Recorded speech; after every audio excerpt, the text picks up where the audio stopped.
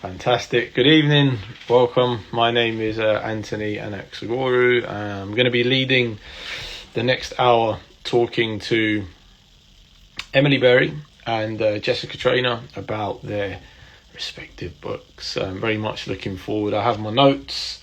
I have my water. I've just been to the toilet. Everything is in order.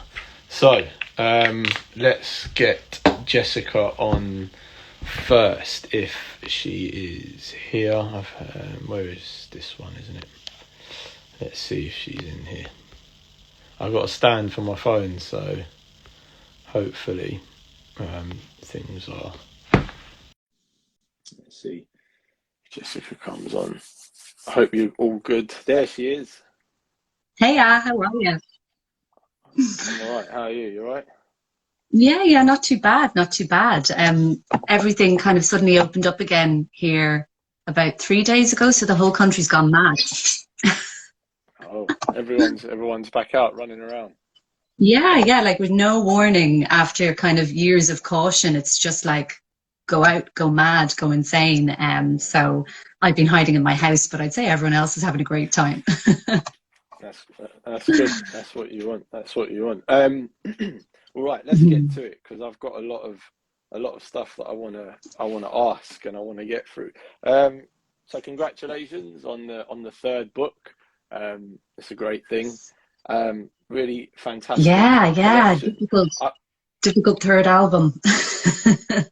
Third album, yeah. That was gonna be that was my first question. Actually, was and I'm going to ask Emily as well because she's on her third hit too. So I wanted to ask.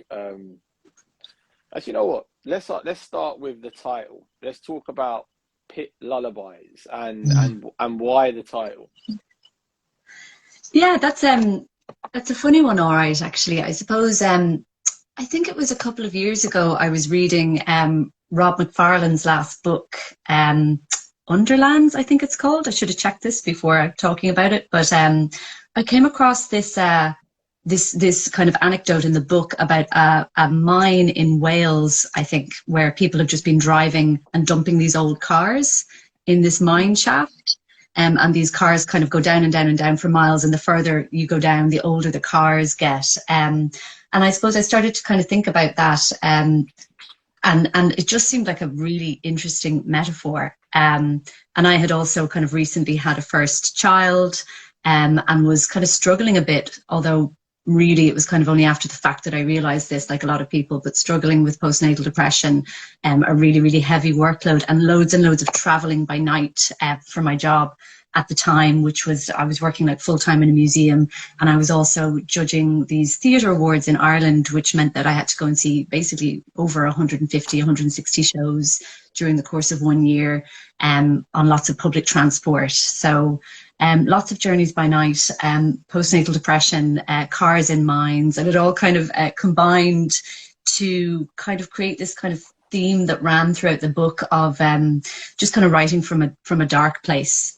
literally and figuratively. And then these kind of series of Pit Lullabies came out, which I suppose were kind of an attempt to write honestly about the difficulties of parenthood. I kind of have always found myself slightly put off by a sentimental approach to parenthood. Now, you know, I don't know, that's probably like a kind of an internalized misogyny on my own part, but it's also just a discomfort with these essentialist notions of what it is to be a parent, whether a mother or a father, and just the kind of the ease of that, which some people do experience. And actually I would have loved to experience, but it kind of didn't work that way for me. So it was kind of trying to write to my daughter from these places, from this place of kind of anxiety, vulnerability. And yeah, so that kind of provided the framework of the book as it is now. Yeah, I think that really, I mean, I've got a whole load of things that I've read the book twice, and I wrote about it for the for the PBS, and there were certain things that really stood out for me, and I think, all right, let's start with the idea of the subject. So we talk about postnatal depression, and like you say, like the internalized misogyny. I wonder and this is further down my list of questions here, but the expectation, and this is, I don't think there is a right or wrong answer here, it's just the expectation for women, for mothers, to write about motherhood and childbirth and depression. And I wanted to get your thoughts on, did you feel that it was a subject, because it gets written about a lot, right? It's a thing. It could be its own genre almost. And you think, was it something that you felt you had to do? Was it something that you thought, as a new mother who was experiencing this stuff, it was a way of working out how to get through it? What was it that was happening there? Yeah, I mean, I probably shouldn't admit to like poetry as mental catharsis or personal therapy, but yeah, like there is definitely always a little bit of that in it. And I kind of didn't really expect myself to write about this kind of stuff, actually, because it was an area in which I hadn't necessarily shown that much interest until I went through it myself, like being brutally honest here. And I think, you know, every generation clears their own way for parenthood, and all of the parents who've already gone through it are there going like, yeah, you're the first person to ever think of any of this.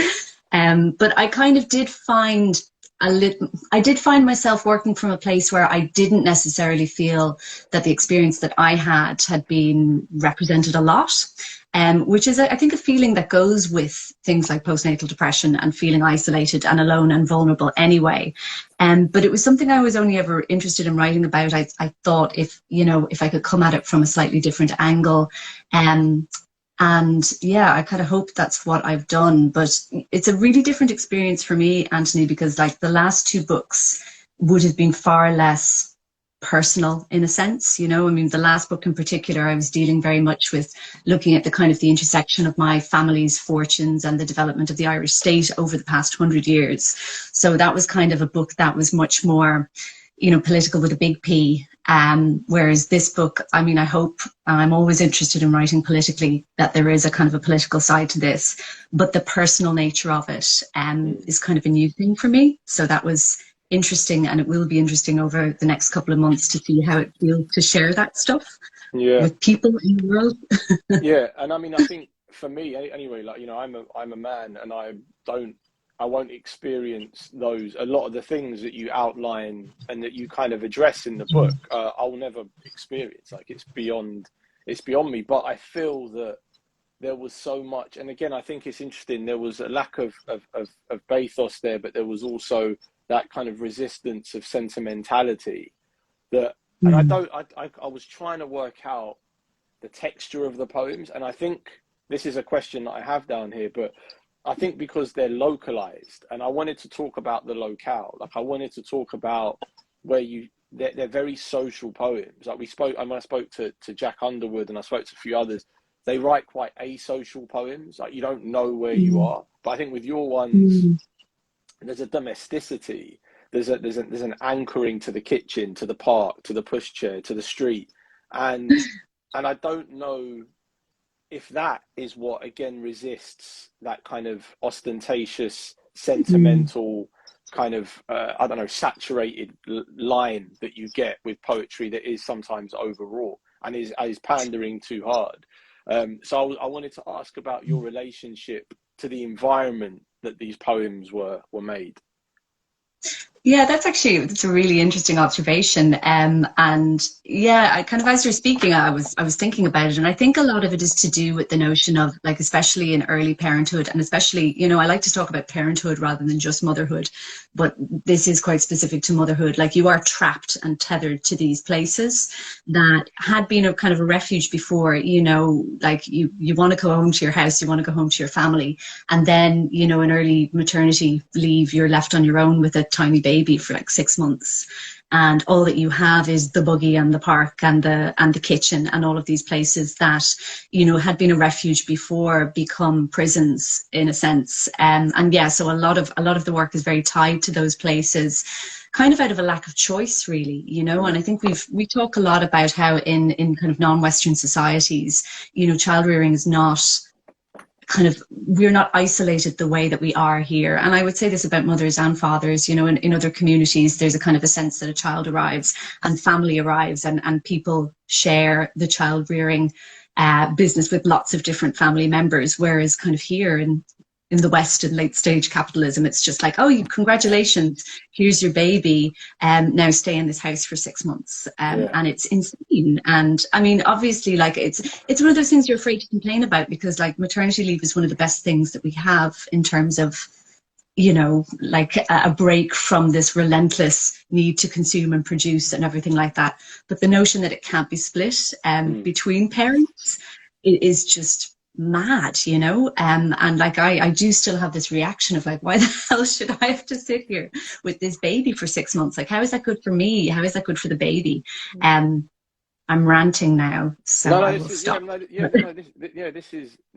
It's super interesting. I think what we're seeing, I think more of as a culture, as a kind of a system of production, is fathers now writing about fatherhood. You know, you have a load of poets who, over the last 5 to 10 years, have written whole volumes around becoming a father for the first time. I wonder what those distinctions are and how it differs, because like you say, I don't know if there's any father that I know who's written about paternity leave and just being at home for 6 months. They write about being a dad, and I'm a dad, and I think sometimes what men do this might be slightly irreverent, but who cares, what men do is that they kind of congratulate themselves for being dads, you know, like it's just like they turned up and it's a big deal. And I mean, I've done it myself. Like, I've done stuff and I'm just like, I'm all proud of myself, and I'm like, you've just been a dad to your kid. Like, it's and when women do it, it's kind of like, yeah, but no one says anything, there's no big deal. So I wonder if the distinction between the two, this is just an observational thing, not necessarily related to the book, but the distinction between when men write about fatherhood to when women write about motherhood, and how that plays out to, you know, someone who's just written a book about the thing. I mean, the more writing about fatherhood, the better, I think. But you know, you do see these kind of distinctions in writing, like in the essay mode, you hear it all the time, where it's like, a woman has written a personal essay, but men just write essays because the subject of their lives is just stuff that we all know about and exists in the world, whereas women have their women's stuff that they write about, you know. So like, I think, and it's kind of the same, you know, even in terms of the way I'm talking about this book and saying it feels like a deeply personal book, you know, that kind of plays into that whole mode about like, oh, I'm a woman writing confessional poetry for the first time, after having written stuff where I was far more outside of the experience, in a sense.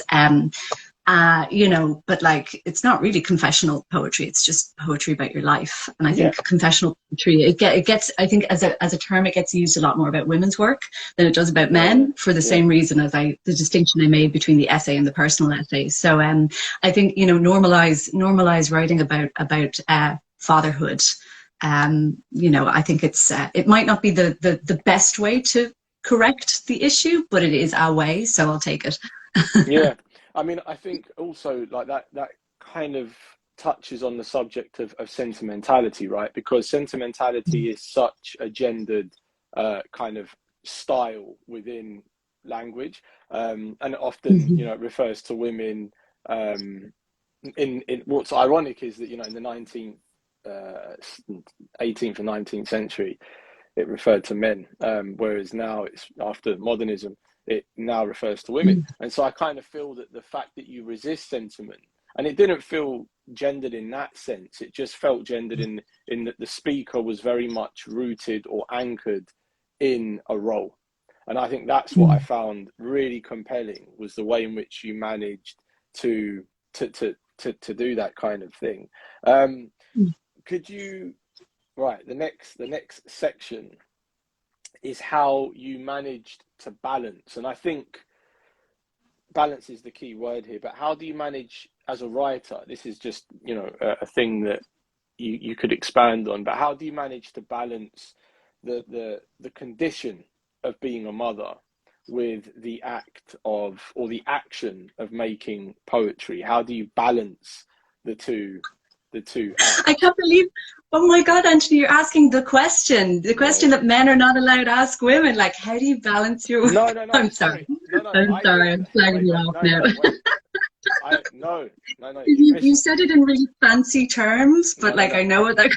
No, I meant not necessarily. I meant not how you write, not where do you find the time to write poetry. That's not what I'm asking. I'm asking the poetry itself as a poem. How do you balance the feeling with the subject matter itself? That's what I'm asking. Not where do you find the time. Sorry. Look, I suppose my approach, and I don't know if this answers the question because I've distracted myself now too, but I suppose my approach to writing is always that you've got to kind of, like, I suppose I'm always trying to find a kind of an angle or a lens into the piece which is a little bit different or interesting and not obvious. And sometimes that takes me off in quite odd directions. And again, like, I suppose to go back to what you were saying about sentimentality, like, it's something, I don't have a problem with sentimentality. Like, I actually like to feel moved by a poem, and I like emotion in poetry, but often I think that the emotion that leads to a poem is a complicated emotion, and we generally try to kind of flatten that out rather than follow it into interesting corners. So I suppose with the kind of the being a mother, feeling all of that vulnerability and emotion, and then the action of writing the poem, really it was just about kind of trying to capture the aspects of the experience that were kind of interesting and surprising to me, and following those into unusual places. So the reactions that I had that didn't feel like maybe the right reaction or the normal reaction. And when I say that, I'm talking about writing against this overwhelming external pressure in terms of parenthood on defining what's right and what's normal, because there is so much pressure out there. I mean, I think, for mothers and fathers, around what the right way to react to situations is, the right way to be a parent in the world, the right reactions to everything that happens in that sphere. So really, kind of when I was going through the experience of those kind of early years, it was about just finding what was interesting and unusual and trying to make sense of it, in a sense. I don't think that answers the question, but I've said some stuff. So. Yeah, no, that is exactly what I was. That's exactly what I was trying to get at. Is balancing those two things, and like you say, the overwhelming emotion, the pressures that you have or that you experience, versus the actual making of the poem as well, and creating, I think, access points. Like, I think good poetry, not necessarily that it should be accessible in the way that we think about accessibility, but I think that it should have access points. And like, for someone who might not ever be their lived experience, I think that good poetry has a plurality to it that allows you to climb in and to inhabit the poem. And I think that's very much what I found in these ones, is like the tone, the texture. It was lamenting. There was a sadness there, and I think the sadness wasn't obvious. It was very kind of deep and buried and like you say, complicated. I think that's what really appealed to me reading the book, was how you've managed in a very kind of short and economical way to complicate the notion of parenthood and motherhood.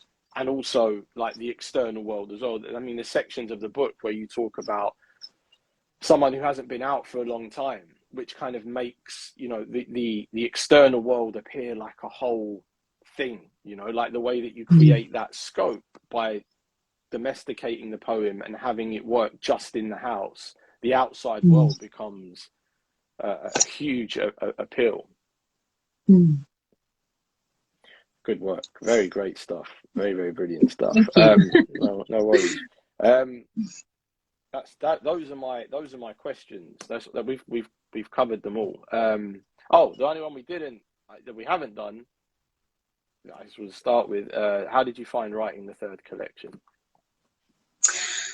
It was kind of interesting in that, I really, Yeah, that's a really interesting question. Like, what I'm trying to figure it out now. What was the difference between this and the second one?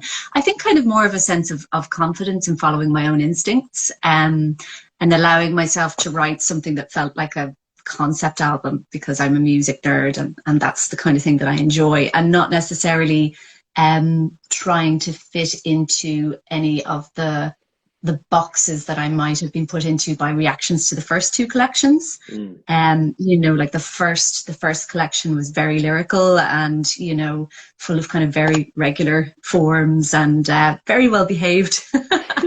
And I think I've probably gotten a little bit less well behaved as I went on. But like, you know, just stuff from being out in the world and reading your poems and engaging with people and getting a sense of what your voice actually is, rather than what it should be. So yeah, getting more into kind of bad behavior, I think. Yeah, in poetic. That's a good thing. So just to remind everyone watching that if you join the PBS before the 15th of February, you'll get Emily and Jessica's book in the spring mailing. Choice members get the 4 choice books and the magazines a year, and complete members get all 24 selected books each year. Members also get 25% off poetry books on the PBS website. Jessica, can we hear one of these brilliant poems? Okay. So this one is called In the Birthing Room, and I chose to read this one tonight because of what Jack Underwood said at the Elliots the other day about like the whole experience. You know, you go through the whole childbirth experience and then you get a baby at the end, and like the surprise of that, because that's what this poem is kind of about too. In the Birthing Room. The choir sings, pitchy and off key, but still my hands grasp, flutter, try to shape these unruly phrases till the drag of morphine collapses them. I can't read the singers' faces behind their masks, and the lighting is bad. Pale green gowns, glinting implements, very postmodern, post-dramatic. But they won't stand still. One soloist bends over me, very quiet, very serious. And the music must be good because I feel something tugging me, a root that shouldn't be disturbed. Don't cry, you're the conductor. Then, for some reason, I'm given a prize, but it's a baby, her eyes black. We look at each other. There must be some mistake before she's taken away. It's quiet when the cleanup team arrives. There is so much blood. I'm sorry, but do you know if I've been cut?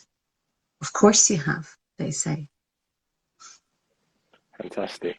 And you know what it was that I noticed? I never heard you read them before. So hearing it goes... The kind of the lens gets big, and then it gets, and then you do that. It's so brilliant to kind of watch. And there's also this kind of there's something quite certain. There's something quite comforting in the fact that the speaker knows something about the subject, and I think that's really quite brilliant as well, and comforting and soothing, I think.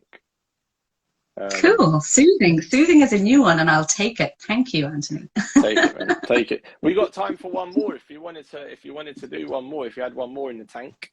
Yeah, sure. I'm going to read one called On Plastics, which is kind of an environmental rant, I suppose, but also fits into the whole childbirth mode. On plastics. Cool. The guy at the till says, "Can't put that back, love. It's been touched and done." I drop the fork in the bin. Think, oh love, we've all been touched, soiled. Some of us have pushed whole humans out, crunching through pelvises in a gush of blood, shit, and some have been hit, stabbed, slit with pint glasses, surgeons' scalpels, boned crack with the butt of a blade by butchers preparing a feed of marrow for hungry guests.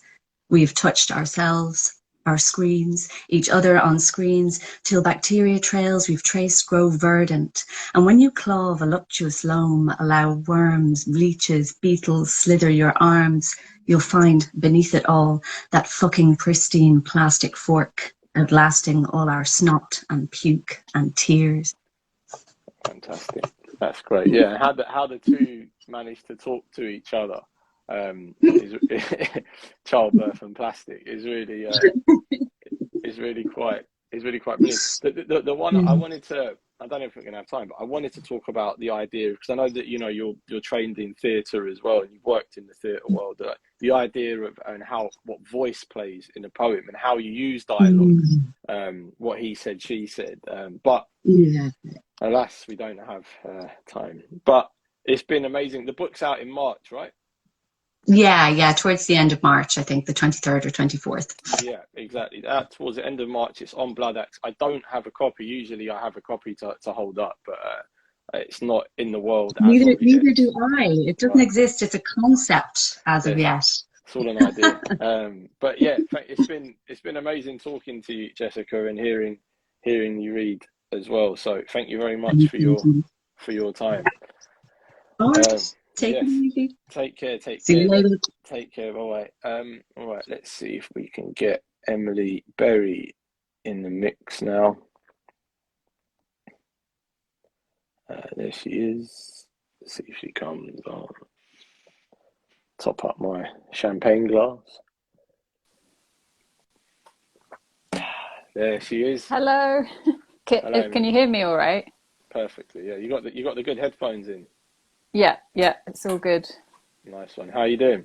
Yeah, not too bad, thanks. So it's good that my face is obscured by people's comments as well, so I don't have to look at myself while I'm talking. Yeah, there's loads of there's loads. Do you have a very cold house or studio? You look very wrapped up. Yeah, I'm in my office. It's a container. It's a shipping container actually. Okay. And there's one heater, but it just makes a lot of noise, and so yeah, it does get a bit parky in here if heating goes off.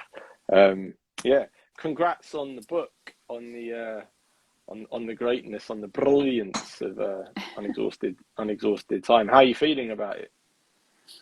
Yeah, I don't know. Good, all right, I think.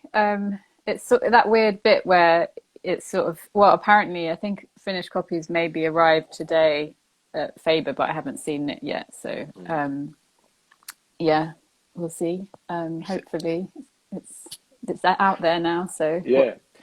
It's weird, right? As I was preparing these questions earlier, I thought to myself, like, I've had like a bit of a relationship with some of those poems in there, because I first saw them in Poetry magazine as far back as like I think 2018, and then seen like little bits you've kind of just like filtered out into the world, and I've loved everything that I've read of them. I wanted to ask, or to kick off the proceedings by asking the same thing I think I asked Jessica, was how is it writing a third collection? What happens to does the process change? Do your optics change, or is it more of the same? I think it did feel quite different, but each of my books has felt quite different. Like the second one, Stranger Baby, was it was kind of all around one subject. It was very, very personal, whereas this one doesn't feel personal in the same way. And it I guess it took longer to write, and it wasn't like the bits and pieces that I published over the years. It wasn't like I knew it was all going to be part of this one thing in the end. That sort of only came together probably towards the end of 2020, it would be, I guess. Yeah. Because I had been working on this long poem for quite a while, but writing these little bits and pieces, but I wasn't really sure where it was going or what was happening with it, until at a certain point I was like, oh, it's all one thing and all these other things are also going to be a part of it as well. So yeah, I don't know how to say how it was, but it maybe felt a bit more kind of measured or something, like just like a slow and steady, calm process rather than sort of like, intense. That's it. Yeah, that's really interesting. There is a kind of and it's weird to say it, there's a serenity to particularly the opening sequence. Like there's a real serenity to and I don't know if because it's just they're not titled, so they feel super fluid, like they could all be part of one long kind of conversation, like drawn out reckoning.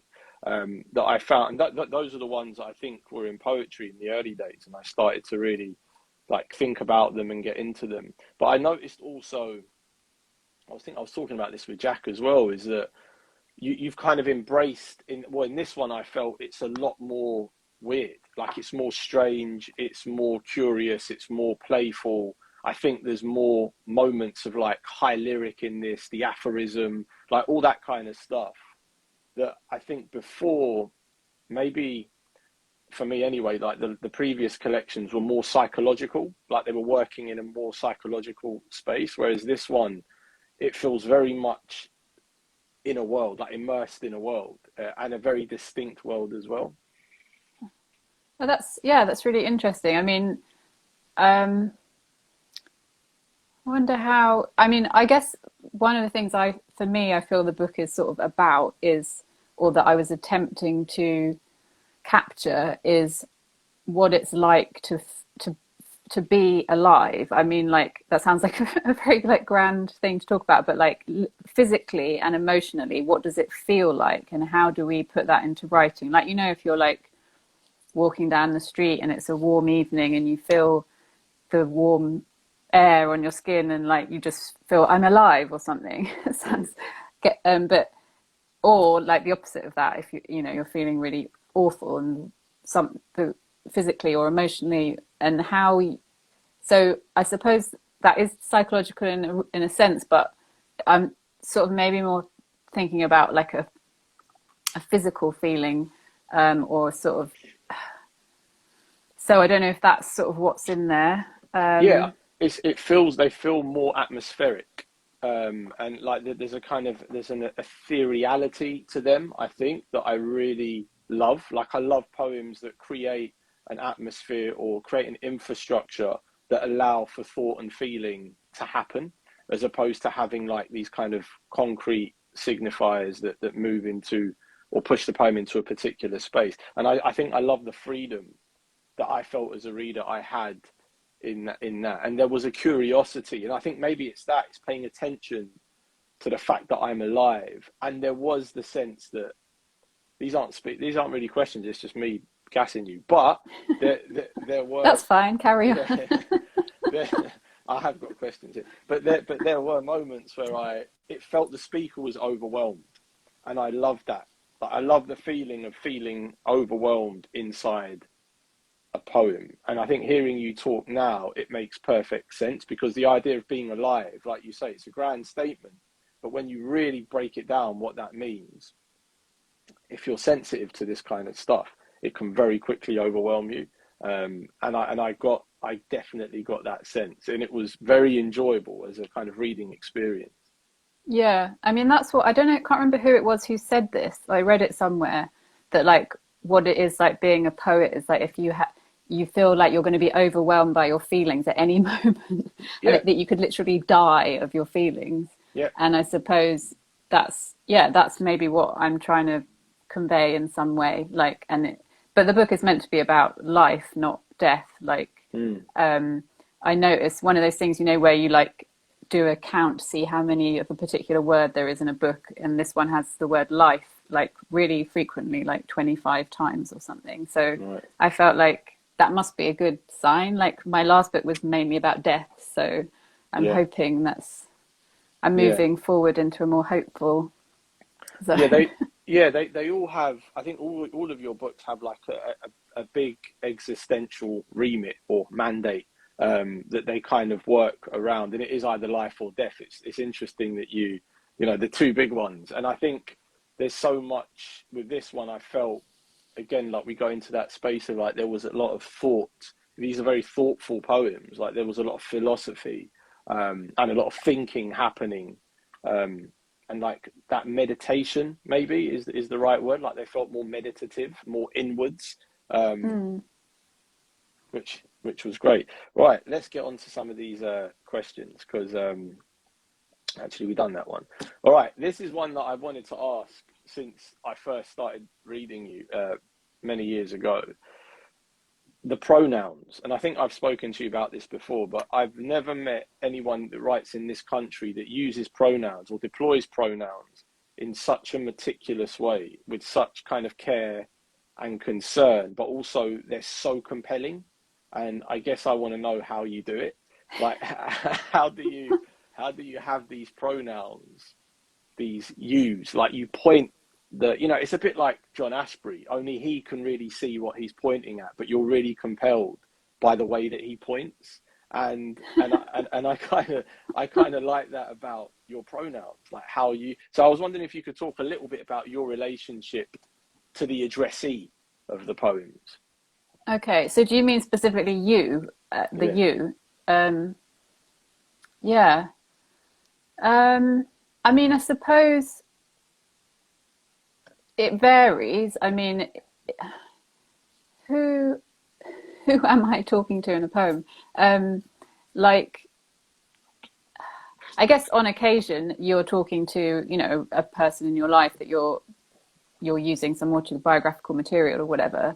And other times it's more of a sort of imagined addressee, or a kind of I don't want to use the word universal, but a sort of wider, because I sort of feel like whenever I write, if I kind of, when you're sort of writing down a line that you've taken a note of that's come into a head or whatever, even from when I started writing when I was quite young, there was always an addressee, even though that wasn't like a real person. And I suppose, like, being a poet, you have this automatic somehow sense of an addressee who's out there, like a mystical listener. So I suppose it's that, but more concrete. I don't know if that makes any sense, because I feel like sometimes if I read a poem where it's very clear that the you is a very specific person that's not me, the reader, that can be quite alienating. And so I don't ever want to be doing that, even when I am using a more kind of specific you. You want the you to reach whoever is reading, whether, whoever they are. So they become this kind of, I guess that's maybe where there's this sort of, they become this kind of portal, or sort of like receptacle of sort of longing, if that makes sense. I think that's the best way I can put it. Yeah, and I think because there is such a, it's because it is such a formed you, it has that ability to pull you in. And I think, as you say, there's a plurality to it that I create my own you inside your poems. Like, I work out who the addressee is, and when you're kind of rendering it in your own, kind of reading mind, you're creating that version of you. And I think that's what I mean about the balance, is that you can very quickly give too much detail and make the you high definition, and then I can't participate. But you can really blur it to the point where it's like, it's too complicated. But you kind of do it in a way where it feels very warm. It feels very real. And I think you did this in the last book maybe more. And I remember thinking, is it a parent? Is it a therapist? Is it a religious person, like a priest, a naman? Like, you don't. And it's that, like, it has all those capabilities. That I think that's the power of deploying pronouns and having a voice that is that rich that it can create all these different ideas. Well, that's good. Nice to hear. Yeah, it's a good thing. The next thing that I wanted to talk about, and the thing that stood out with this one as well, was how you manipulate and play around with time itself. And I know, obviously, like, it's, it's in the title, but it felt that the poems weren't static here. The poems were all moving, or they were compressing. I mean, and even when they were static, there was still movement happening around some of the more sedentary images and moments of the poem. And I think when contemplation happens, when thought happens, thought in a poem is a very static moment. But then there's movement happening around those kind of the more epiphanic kind of elements of the poetry. So I guess, could you talk a little bit about the relationship to time, unexhausted time, and the way in which that formed the thinking and the kind of body of and the shape of the collection. Yeah, I mean, it's something I'm still kind of trying to get to grips with myself in terms of understanding because time is like crazy. So that's sort of like when I was writing this book, I read a few sort of books about time and was just like, I mean, I'm really like not a scientific person, and I'm sort of quite ignorant about physics and stuff like that. I read, I can't even remember the name of it, but there's a book about time, like a sort of popular science book by Carlo Rovelli, that talks about like, and I could be getting this completely wrong, but this is as I remember in the book, that the way we experience time, past, present, future, as in a linear way, that we're in the present, we can't access either the past or the future. That experience it cannot be explained as yet by any sort of elementary equations that they have in science that explain why certain things happen in the world. And there are these theories, like these kind of crazy theories, that actually all time is happening at once and we just can't get into the past or the present, which I think is like so amazing.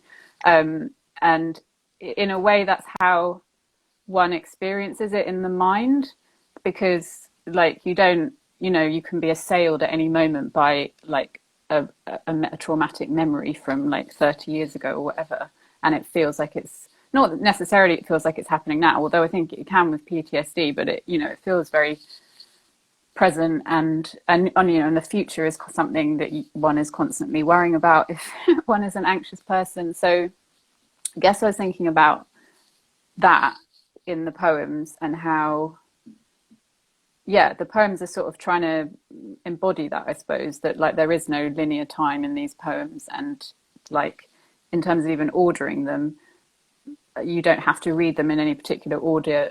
There's no narrative as such, although I do think of it as kind of one complete poem, but they're all also readable as individual poems. So yeah, there's this really great quote by Virginia Woolf I had written down somewhere, but I don't know if I'm going to find it now. She said in this book, this essay she's got called A Sketch of the Past, it's like an autobiographical essay. She says, "Is it not possible, I often wonder, that the things we have felt with great intensity have an existence independent of our minds, are in fact still in existence?" So I guess I was thinking about that in terms of all these moments. That's what I've borrowed the phrase "unexhausted time" from Anne Carson, but my understanding of it is these kind of moments that we can't escape from, whether they're in the past, in the future, in the present, and they're all kind of happening. And that's what this experience of living is. Yeah. And I guess it ties in so well with the idea of life, and I think that's the kind. I mean, what I wrote this. I wrote a review about it for the PBS, and it is a kind of like there is a what's the term? Not a duality. That there's kind of a dialectic that is at play, and that is essentially the idea of life. That is, impermanent, and then versus the idea of time that we assume is going to be ongoing. But I think one of the things that I had in these notes down here was that there are no poems that, as far as I remember from the reading, that are in linear time, and they are more orbital, like they kind of just circumnavigate their preoccupation or I think their thoughts. Like it feels that you're going on a walk, and when you walk, you just, you're in your head and you're just doing that, and your thoughts don't travel a particular way, and you really get that. I think that really comes across in loads of those poems, the way that time is disrupted and distorted, which I think works so well when you think about the title.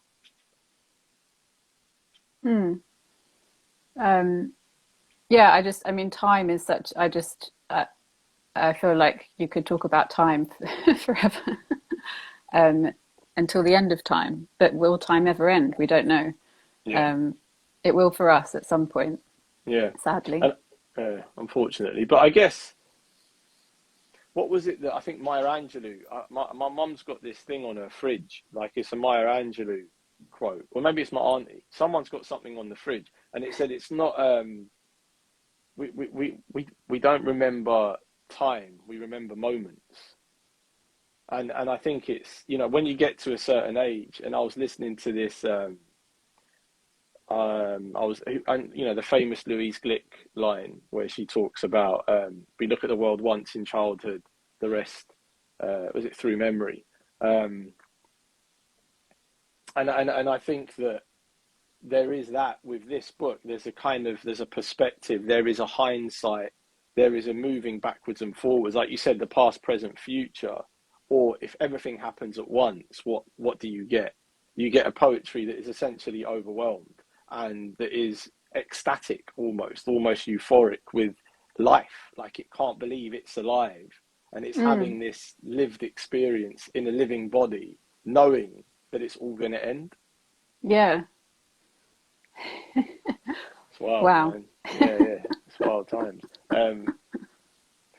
Yeah, I mean, this is what the book did to me. Like, I didn't have questions. It just made me think loads. Like, it made me think about very big. It felt more philosophical than it did about reading into an experience. Like, you know, there are some collections that are about a particular experience, whereas this one felt a lot more thoughtful than anything I'd read in ages, and existential, but in a way that didn't feel solipsistic.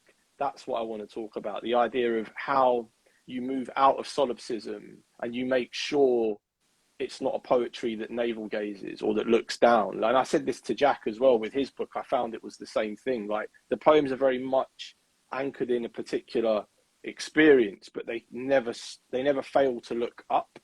And I think yours do a similar thing. Is that because the subject itself is a universal one, or is it just a calibration of the language? Yeah, it's really hard to say, because I definitely have, like, I suppose I was writing in a more solipsistic mode previously, and I don't really know what kind of brought about the change, or it's hard. I don't know if I can answer that really, but I mean, I'm glad if that's the experience, definitely.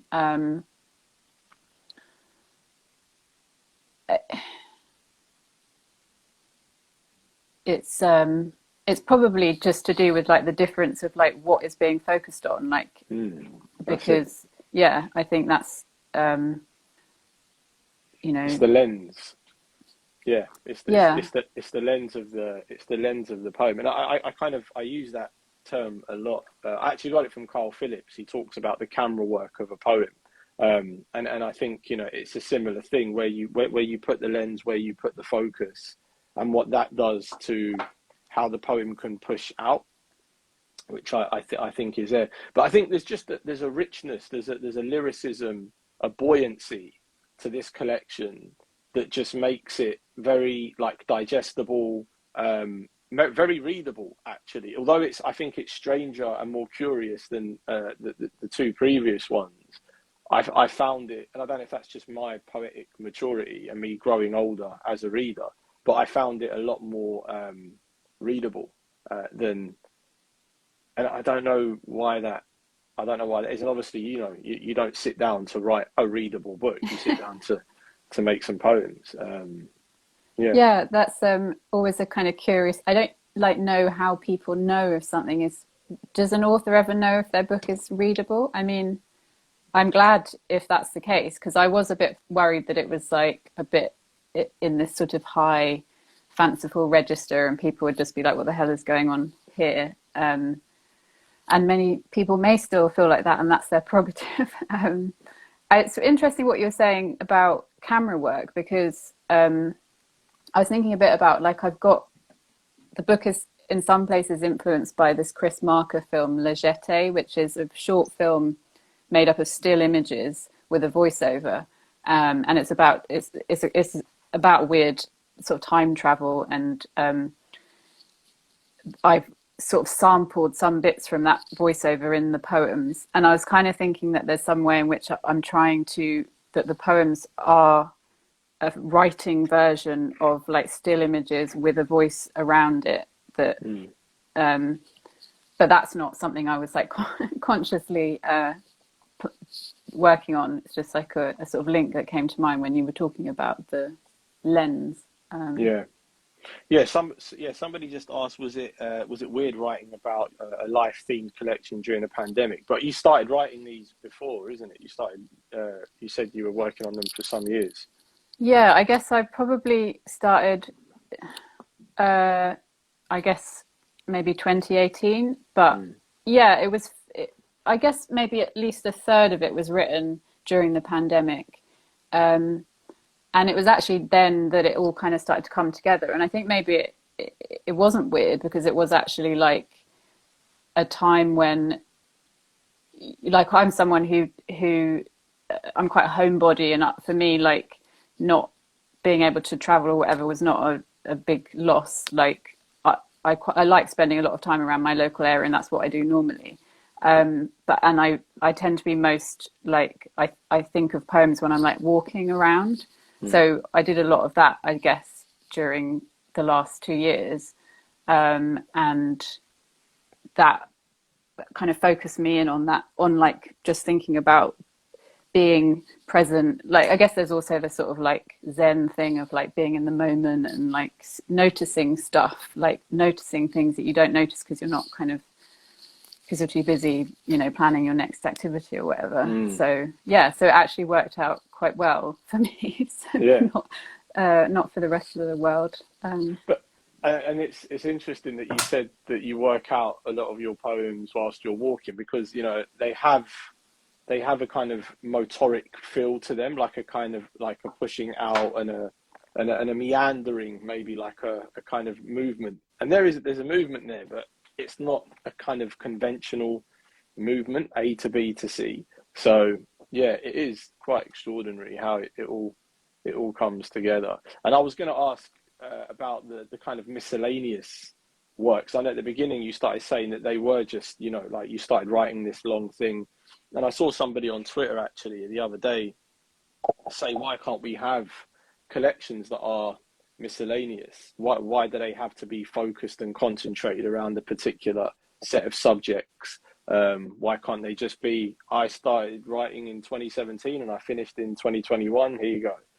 Well, that's what they are really, but people have to pretend that there's like, I mean, a lot of people are writing themed collections now, but previously they've got to write something on the blurb, so you've got to be like, oh, it's all about this. But I mean, in this case, I do see them as linked, and because the kind of lineated poems that don't have titles were all written as one long piece, and then I decided to add the prose poems that are in the middle section as part of that as well.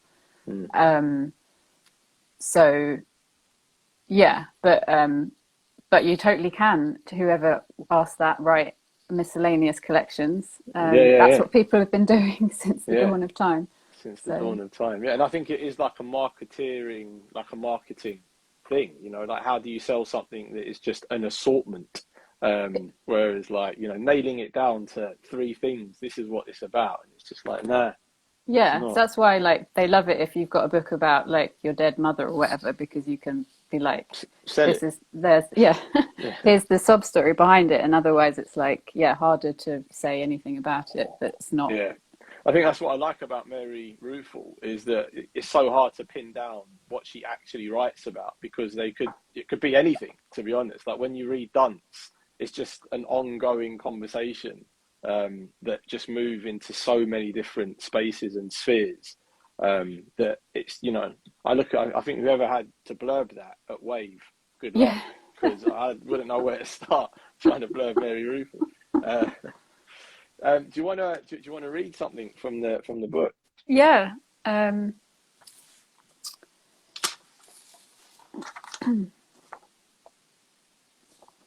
So most of the poems don't have titles. So the one I'm reading has no title, but it's part of Unexhausted Time.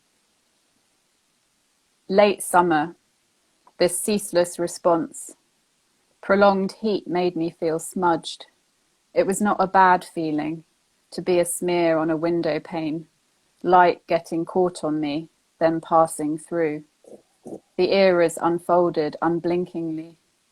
The past is our country, pawned, broke down, and unforgivable, governed by people we cannot trust, and we live in it.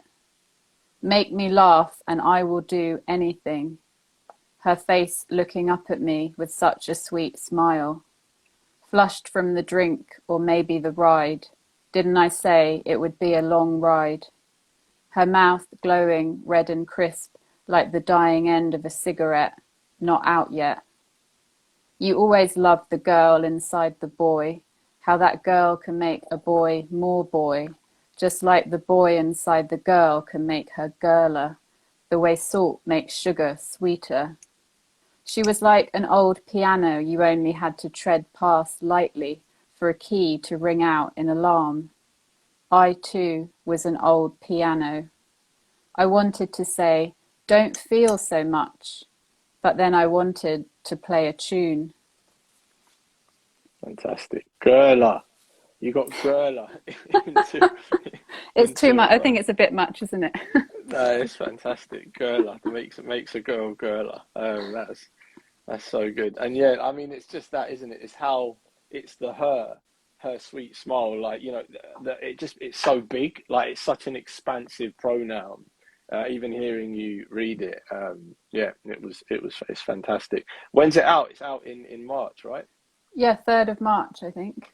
3rd of March. So we got two March books, Jessica's and Emily's, both out in March. Thank you so much, Emily. It's been a joy to talk and chop it up, and yeah, like, best of luck with the book as well. I'm sure it will do amazing things. Just to reiterate for everyone, let me read the email again. Where is it? The email is here.